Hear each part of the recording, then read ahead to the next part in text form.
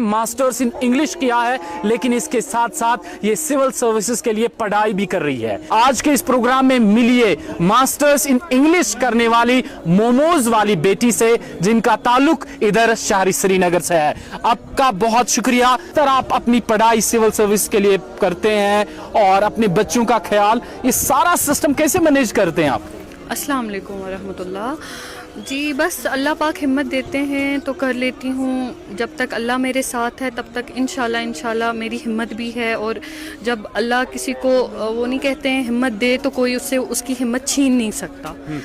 मैं दिन में बस जी जैसे कि मैंने बताया, दिन में मैं यहाँ स्टॉल संभालती हूँ और फिर 3-3:30 बजे घर जाती हूँ, और फिर वहाँ बच्चों का भी देखना पड़ता है। आजकल मेरे बच्चे स्कूल मतलब आजकल तो ये विंटर वेकेशन है तो उनका वो देखना पड़ता है पूरा, मतलब स्कूल का जो भी असाइनमेंट वगैरह होता है।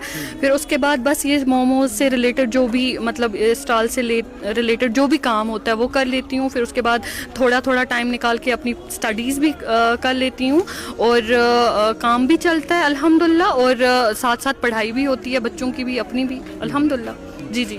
तो एक मर्द के लिए इतना करना बहुत मुश्किल होता है, लेकिन आप एक खातून होकर, एक माँ होकर, किस चीज़ ने मजबूर कर दिया कि ना मैं स्टॉल लगाऊं, मैं मोमोज करूं, मैं पनूं के थोड़ा बहुत कारोबार शुरू करूं?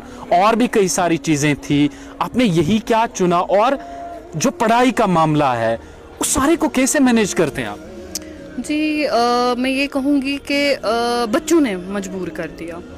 बाकी अपने लिए आपने मेंशन किया माँ होती है, वो अपने लिए कुछ भी बर्दाश्त कर लेती है, फाके भी, बाकी चीज़ें। मैं ये नहीं कहूँगी कि मुझे फाके लगे, मैं ये भी नहीं कहूँगी कि मुझे जी इतने वो पड़ गए थे खाने के लाले कि मुझे निकलना ही पड़ा। बच्चे मजबूर कर देते हैं। जब आपके सामने आपके बच्चों का बचपन मर रहा होता है ना, मैं ये कहने में कोई ये नहीं करूँगी, मर रहा होता है क्योंकि फिर वो माँ हो, वो छोटी सी लड़की हो, मतलब वो मजबूर हो जाती है। बच्चों के लिए बाहर निकलना मजबूरी कराती है। मैं अपनी स्टडीज़ के लिए नहीं, अपने बच्चों की स्टडीज़ के लिए मजबूर हुई हूँ।